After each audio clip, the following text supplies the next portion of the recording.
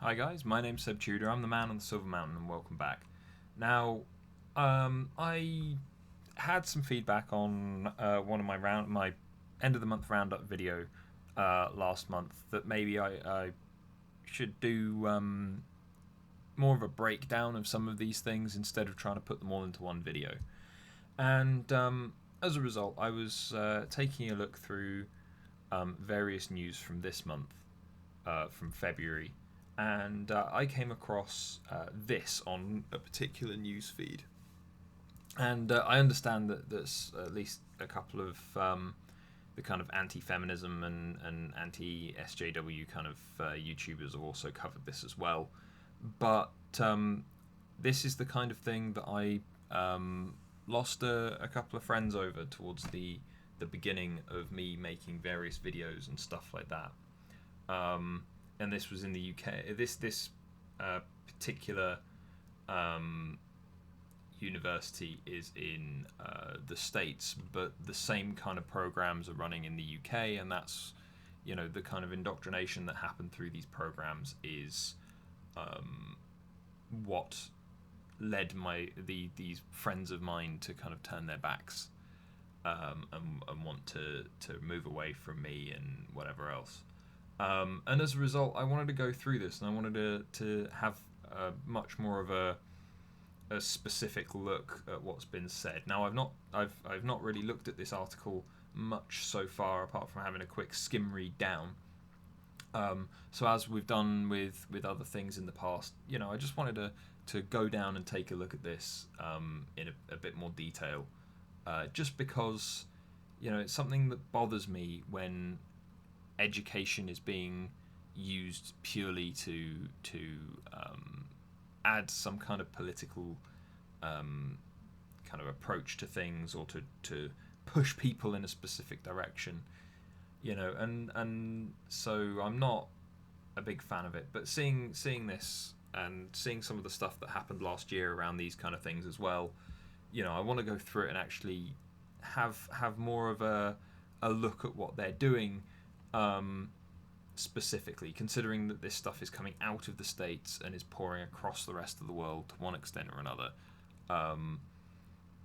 It's something that bothers me, firstly because it's kind of being picked up and dragged from one side of the pond to the other, and it's giving a platform for crazy people to cause otherwise well-thinking and well-intentioned people to also become crazy and cause issues.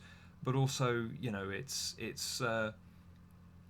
just a big problem when ideologies are being taught in such a way that it is essentially indoctrination, that it is this kind of cult us versus them mentality with moralistic overtones. But anyway, let's take a look at this.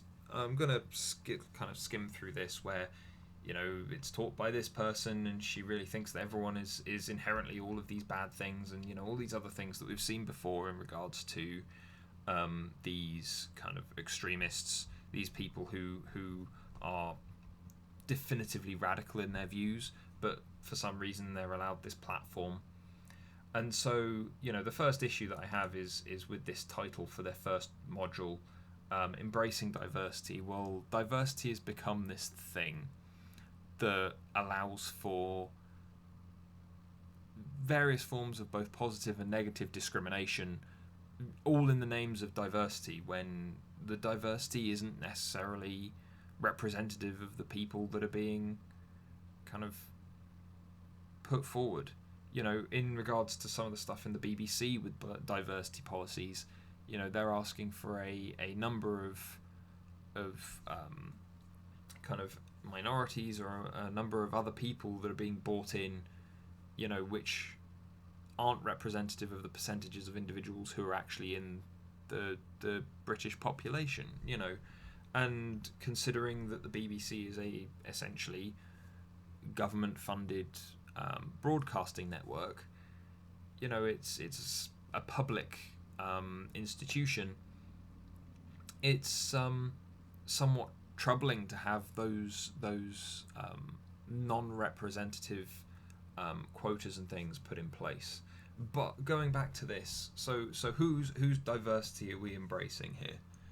Well, we're embracing Sam, a low-income black lesbian who attends a university, an Ivy League-like university, who apparently had a role in the slave trade. Well, this isn't relevant because the slave trade was so long ago that it's just not applicable to anyone that is alive today.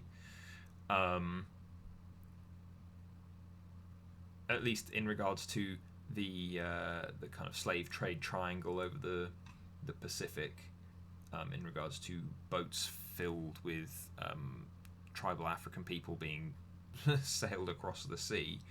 You know, that doesn't really apply because that was a good long time ago.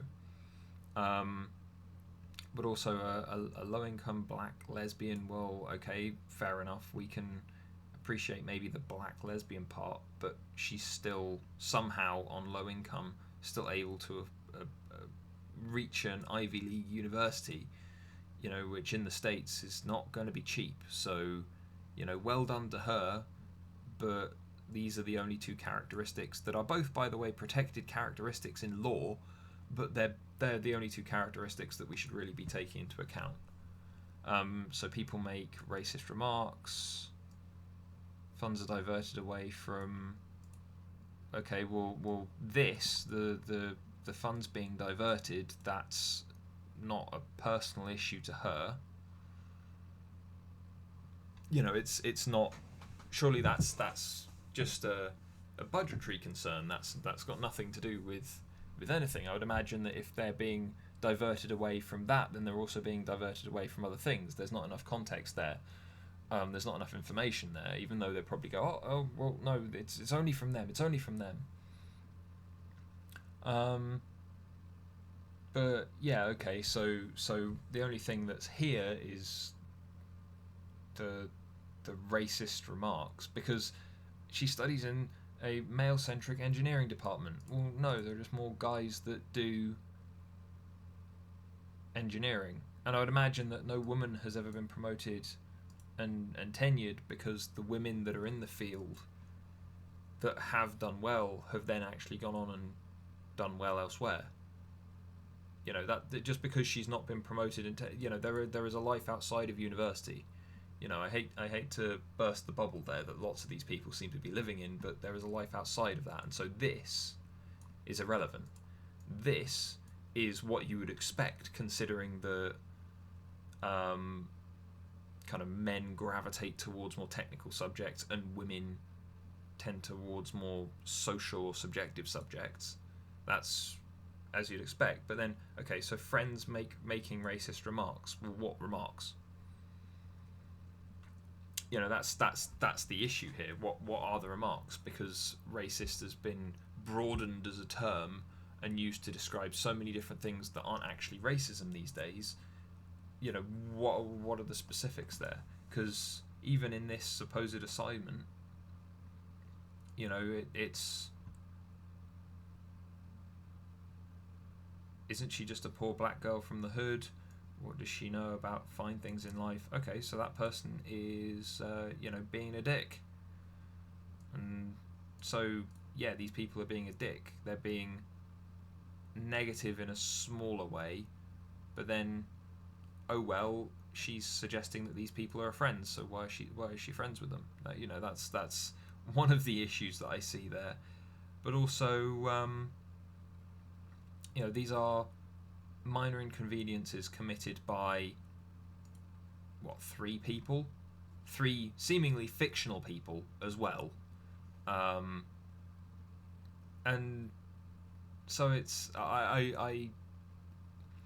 this all feels and seems very contrived to me. You know, having these various comments here, yeah, sure, fair enough. They're not nice, but you know, this is also in America where freedom of speech is enshrined, you know, and held up above all kinds of other rights. So you know, if that's the case, then they're allowed to say these things. Just if they're your friends, then have a discussion with them. If they're not really your friends, then move on. But yeah, what else have we got here? Have we got any more specifics on this LGBTQ organisation? Student organisation, here we go. Shortly after arriving, had been used to support, had been diverted to another cause. Okay, so it's what's the other cause?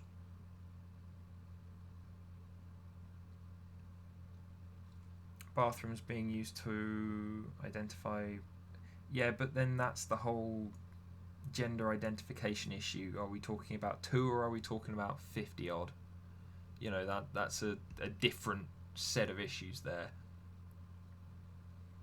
But then now we're conflating LGBTQ and race again, because now it's reminding her of a different era where you've only got whites only and blah blah blah. Sorry, they're not the same, and it's not the same discussion that's being had.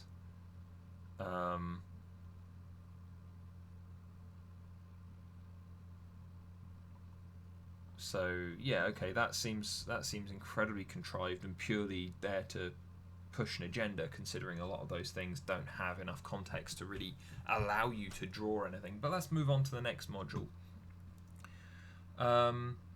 Oh, sorry. Before we do, team-based learning. Okay, there is a use for team-based learning, but it shouldn't be in these kind of things where everyone is individually different.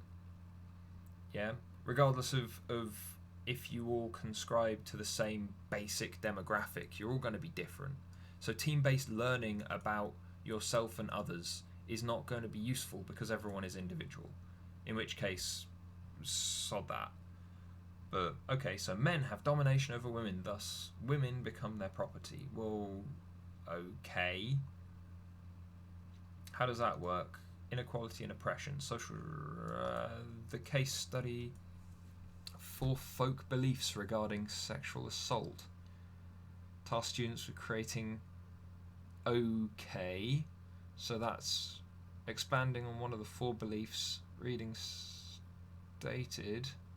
Our society has socialized both men and women to believe that men have domination over women, thus women become their property as well.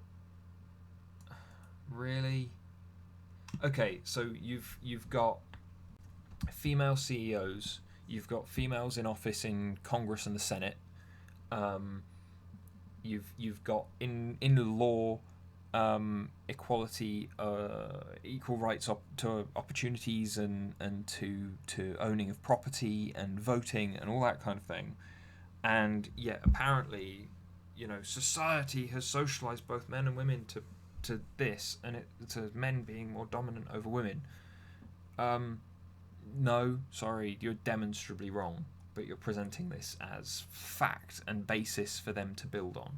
It's bollocks. The document goes on to say that when a man acts aggressive or possessive towards a significant other, women internalize this bad behavior as acceptable, end up feeling loved as opposed to harmed. Well, no, hold on. This is something that I deal with in some of the dating stuff that I do, some of the relationship coaching and stuff like that I do. There is a line, and it is a fairly distinct line between someone being aggressive or possessive in some way over or around or regarding a significant other. That could very well mean that they care. It could be the effects of jealousy or whatever else. But then it's how that's dealt with that makes the difference. Because, yes, there are women who, as I've said, in previous videos, that will take those negative behaviours and they'll kind of spin them around, where you've got the abusive behaviours and the investment biases and all those kind of things kind of pulled in together so that it is them being harmed but excusing it. But also, it could very well be not the case. It could very well be that person, that man, is just caring. But the thing is, then you have to flip it around the other way, because this is literally putting everything on the male half of the species here, when, you know, women are just as possessive of their boyfriends and husbands as men are of their wives, if not potentially at times more so, you know, and they will be incredibly vicious about it. So this is, you know, this doesn't fly because it's applicable both ways, but it's not being put forward as such, you know. And in a world where you have female leaders of countries and owners of companies and so on and so forth, people in positions of authority and power who happen to be female, you can't suggest that women in some way are always going to bow down to a man, because that's bollocks. Anyway, moving on. The third module, racism from A to Z, dubbed race, racism, and white privilege. Okay, so, well, in this case, I would imagine it's privilege. But, yeah, okay, then it goes on to what is racial domination, understanding white privilege. So basically, this is the white people are the root of all evil problem. The impact of whiteness on racial campus climate. It's almost as if they're discounting white as a race there, which is interesting. You know, it's like if you have a race, then that means that you have a protected class. But if you're white, then that's the absence of race, and therefore you are wrong or deficient or whatever else. You know, that's an interesting way to frame it, but it's also, you know, demonstrably wrong. You know, none of this seems to be based in fact or anything else. A lot of it, as with that thing from Sam, the black lesbian engineering student at the beginning, you know, it all seems to be very very interestingly put forward as yeah, it's all very anecdotal, isn't it? It's all covered with bias and so on and so forth. There's no fact being presented here. But yeah, in an in-class assignment told students examples of racism can be found in our society from A to Z. Well, yeah, because if you look at anything hard enough, you're going to see it. You know, stare at a cloud for long enough and it'll probably look like Godzilla. Someone says, have you seen all the red cars out today? And you're going to start noticing the red cars more. So if someone says everything's racist and you should see it, then chances are you're going to see more of it. Unless you are somewhat skeptical and keep an eye on what you're actually observing. To prove it, students were given 15 letters, had to identify an act, behaviour, law, practice, etc., past or present, that exemplifies racism. Okay, so these contrived anecdotal pieces of evidence are presented to people and they are told to find the thing. You know, it's a word search game, or a spot the difference game, or any of those kind of games, but in regards to these things. And as a result, then they need to, completely out of temporal context as well, because it's past or present, they need to present those back as fact relative to the so-called facts that have been presented to them through the letters as proof, even though it's all anecdotal, all biased, no evidence, you know, no context, considering they're removing the context of time. But anyway, moving on, Module 4, Internalized Classism, Privilege, Cultural Imperialism. Okay. Dealing with class and classism. Okay, well that's interesting, considering that, as said, if they're at these universities, then that suggests that they can afford to be there. Module 4, Class Activity, required students to define terms like internalized classism, privilege, and cultural imperialism. Okay, well, privilege is thrown around too much as a word nowadays because it doesn't mean what lots of people seem to think it means, because, you know, with the whole white privilege thing, nowhere in law, nowhere, you know, around does a white person have more privilege than anyone else. It's just that apparently, you know, white people in white countries, being the majority, are rather unsurprisingly more at ease at home. and the privilege is to not have your feelings hurt or not feel different, which is odd, and it's a very sad thing that's what everything, that's the fulcrum that everything kind of balances out on. My feelings, because again, you can choose how to feel, so suck it up. Internalized classism, well, that's a bollocks buzzword term. If there are classes and there is classism. There's no two ways about that. At the present time, with the way that our society works, and it's unfortunate and it's problematic in the ways that you would expect, where some people have more leverage than others. But the thing is, when you've got individuals who, even in the top 2% of earners in the UK, are still only, they're getting by comfortably, but they're not really able to provide excessively for their children, or they're not allowed to, or they're not capable in terms of funding and so on and so forth to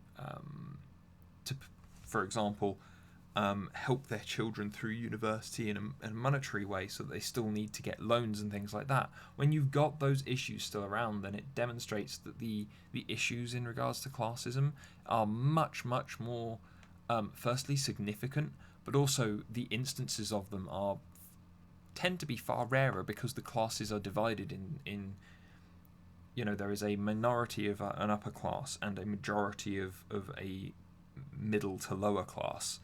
And so the classism is harder to see to an extent, which is probably why you don't hear cries of classism all that much. But then again, when you've got rich kids turning into SJWs and then crying about it, then it's probably where they don't want to have the discussion. But then cultural imperialism, that's another nebulous term that really kind of covers a lot, that they really, throwing the words around and saying that it's a bad thing. Sometimes it's a bad thing, sometimes it's a good thing. There's a lot in that, under that heading, that could be addressed here. But anyway, let's move on. At the end of the assignment, students were asked what are the possibilities and restraints of what students can do to create less classist environment on campus. Well, considering you're all poor students on campus, with the exception of one or two who are, being purely funded by mummy and daddy, I'd imagine that there isn't much classism on campus, purely because, as I said, you're all poor students and there's no two ways about it. You're all coming out of it with debt. So I think that's the wrong place to really start looking at that, unless you want to start pointing fingers, which they'd probably end up pointing them at just as many of their supporters as they do their detractors. The assignment also called for students to apply 5 of the defined words to stories. Oh, here we go. Stories again. Anecdotal evidence. Emily came to campus unsure how to talk to black students, who was once called white trash. Okay, so this is where they tried to flip it round to gain some empathy and traction with white students. She forms a diverse set of friends, but begins to see black people back home as closed-minded and judgmental. I would never want to bring my gay friend home, or my black friend, she said in her account. Okay, so they've taken a stereotype, flipped it round and said, you should be like her. But then she also still becomes the victim through association. Conversely, Matthew came from an affluent family, but also broadened his social group in college. Well, yeah, you would expect that. He embraced the exposure, the learning, and the people he met, and liked all the while increasing the awareness of his... Okay, so if he comes from a very affluent family and so on, then yeah, he probably has some privileges. But there are some privileges. Everyone has some privileges. It's. See, now here's the thing. They've kind of taken these two, caricatured them, and kind of gone, these are the people that you should be like. You should either be feeling bad because of the people that you are around, the people that you come from, and so on and so forth. And, there's a special way for you to talk to black people and so on and so forth. Not that you just talk to everyone the same way. You couldn't possibly do that.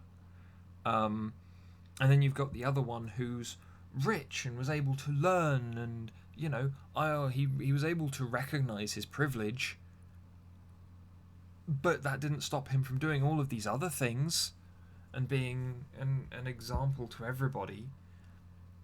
It's really odd that, again, they're now going, you've got all of these bad things, and now you need to notice the bad things, and you need to take a look at all of these things, and then you need to be like these people, and you need to apply these words to it, because the words have the power. No, they don't. They're just words. They're a tool for communication. You can just as easily communicate without words.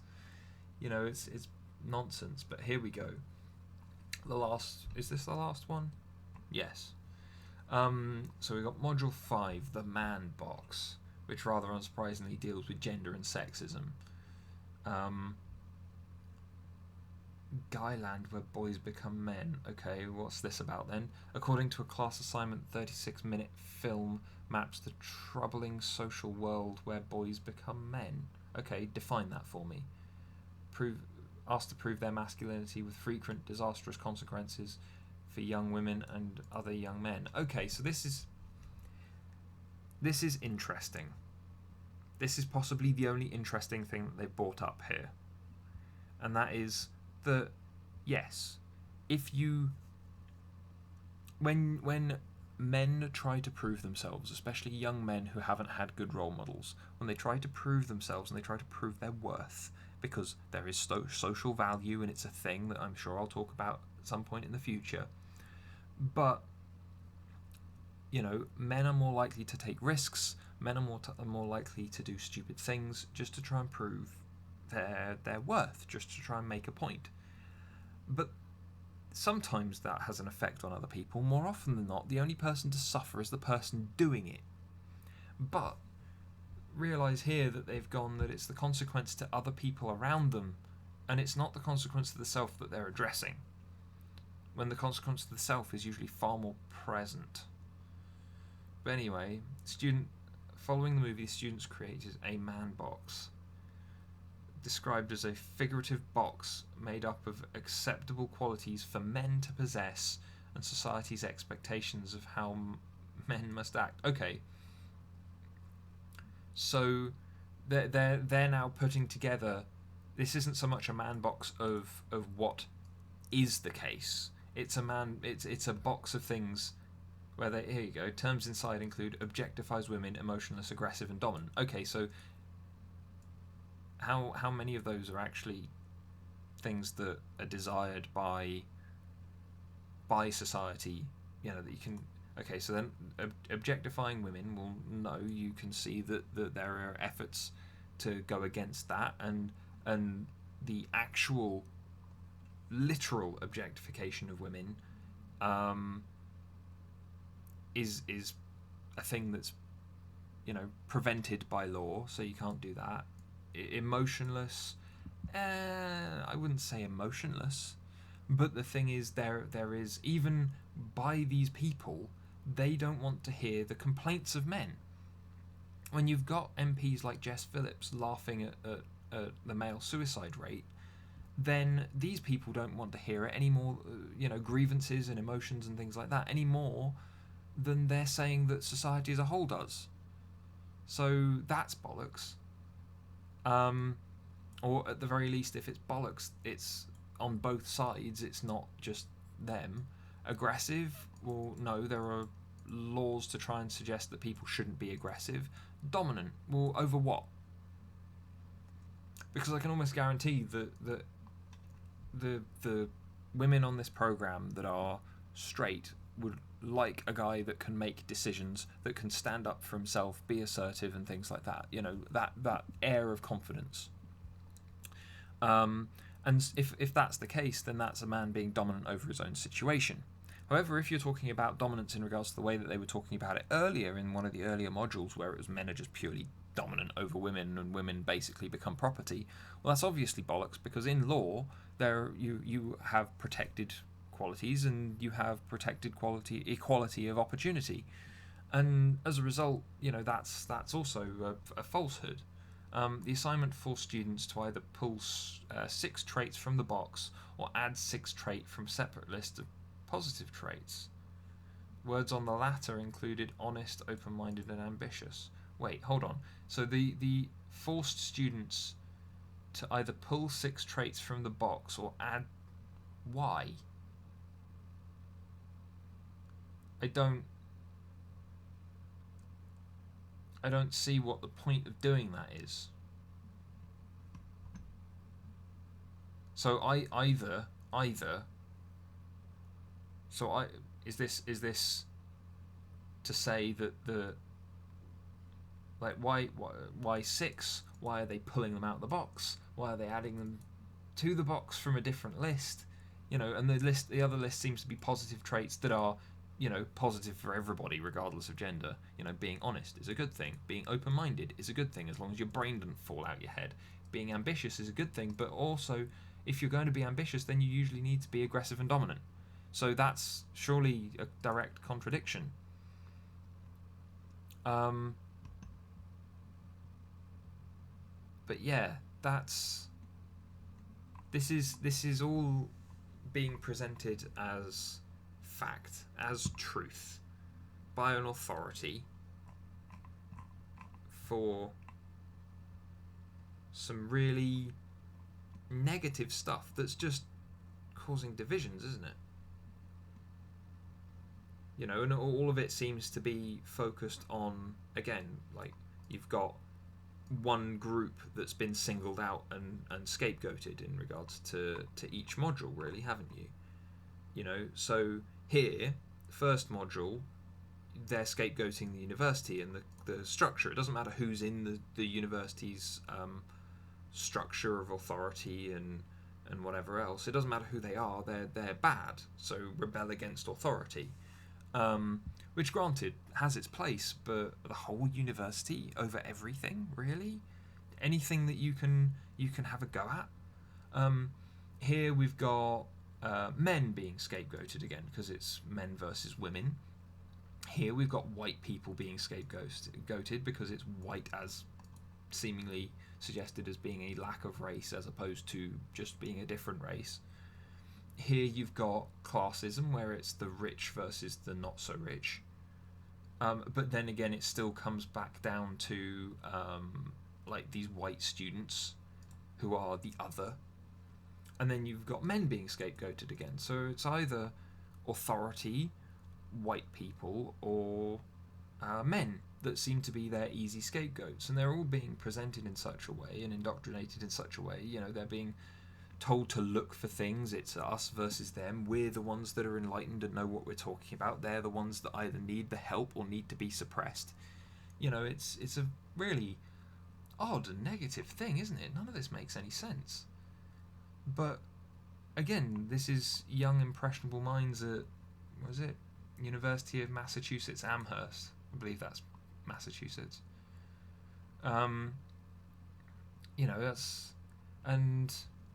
they are required to take them as well. It's not even as if this is the American education system is already like overly diverse and polluted in terms of its subject matter, considering that you don't leave being specialised compared to studying a single subject at a UK uni, for instance.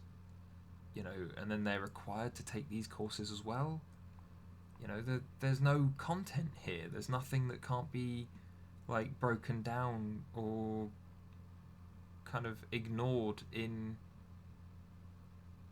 well, however long this video is already. It's, I'd love to. I'd taken a look into these before with some of the issues last year, and especially, as said, when I lost some friends who were having a discussion from me. I was reflecting back what they said and presenting facts and numbers, and their main argument seemed to be, but these people that say this thing, they exist. And I'm not saying they don't exist, I'm saying that they're wrong. and I can show that they're wrong. And yet, this is why. This is because every piece of information that they've been presented with in these various courses is anecdotal. It's all emotion. You've been told that you're good or bad based on these little nothingnesses. You know, there's a really weird and kind of worrying kind of element to all of this, really, isn't there? But yeah, this is the kind of thing to watch out for, I guess, guys. And you know, when all of these things are being, you get racism, homophobia, toxic masculinity, white privilege, sexism, you know, all of these things that are being thrown around, be skeptical, because it could just be another one of these people who's putting forward stuff that doesn't make sense, or that is only backed up by very contrived write-ups like this one that seem to be weird caricatures. In fact, what do they need to do? What did they need to do with this assignment? Let's just take a quick look at this before I close this video out. So they gave her her entire social situation, and then what do they need to do? Which option would you choose? Okay, well, hold on. By the time the president reaches the end of Sam's story, he is speechless. It takes him a while to collect his thoughts, blah blah blah. Sam reviews each offer. She cannot decide which one to take. Okay, so she's given 3 orders. Once he decided he would offer her 3 options in regard return to the university for the rest of her year, and then we make her decision for her. Right, okay, so this is the groupthink stuff. Like, you need to make collective decisions for other people, and you need to get used to doing that. And that's why when I was talking to with one particular friend, she went to 6 other people from her group and asked them for their opinion to back her up. And because they were all from the same group, all from the same demographic, all with the same leanings, they all agreed with the... And as a result, it became that very kind of, well, the rest of my group says I'm right, therefore I must be right, and you're by yourself, regardless of what, you know, it's that religious thing, isn't it?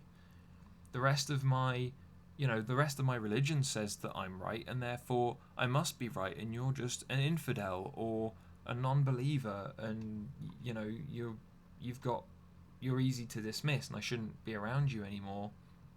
Anyway, what are these options? Normal University has just gotten approval from to offer a degree in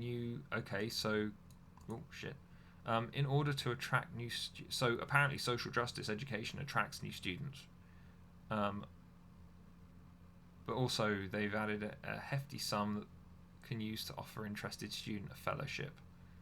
President decide. Okay, so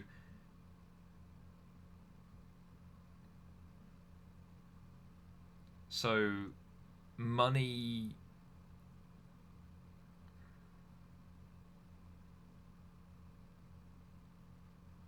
money and education in exchange for hiding the fact that she's a lesbian, seemingly, but that's a protected quality, so that would never happen.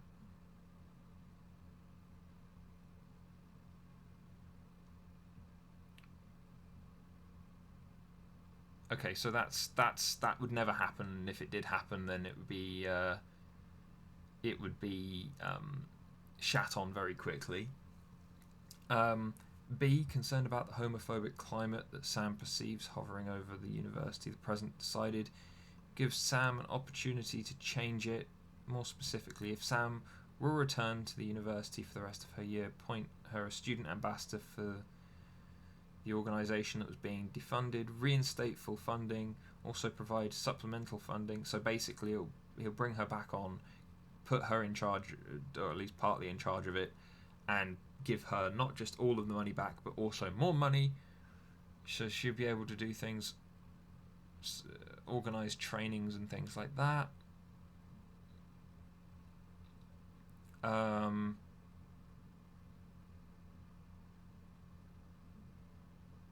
Remuneration would receive for taking on this position. Only tuition remission and okay, so there's no downside to that for her. But it's like you need to cry and complain and do whatever else until such time as you can come back in and make demands. And then you get to have fun and do whatever you want. But again, you're telling stories. All of these things are based around that. But then, last one. But for the department, so more male than female faculty members in the engineering department. But for a department to have never given tenure, permanent teaching position to any female, no, that's not despicable. It's just the way that it goes. In an effort to right this wrong, President pledged Sam would return to the normal university, hire two. Okay, so again, going against meritocratic recruitment and so on in favour of nonsense. Since faculty were in favour of this supposed diversity, faculty search year-long process, it would mean that Sam would have to endure another year in her department. Boo-hoo. She would have to learn from someone who, still knew more than she does. Who'd have thought? But he would make sure student representative on. Okay, so she would still be put in a position of power, and she'd still gain more money, but she'd have to put up with a year of just being around men. Okay, so we've got money in exchange for her just like pretending that she's not what she is. Everything that she could possibly want from her ideological perspective. And her having to put up with a year of her what she perceives as negative in favour of power, funding, and whatever else. So,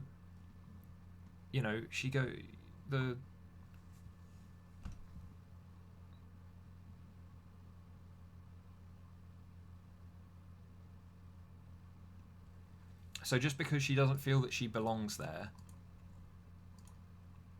it's trying to suggest that if she complains enough, or at least if she puts her case across enough, that she gets all of these things from this entirely, completely unrealistic scenario already.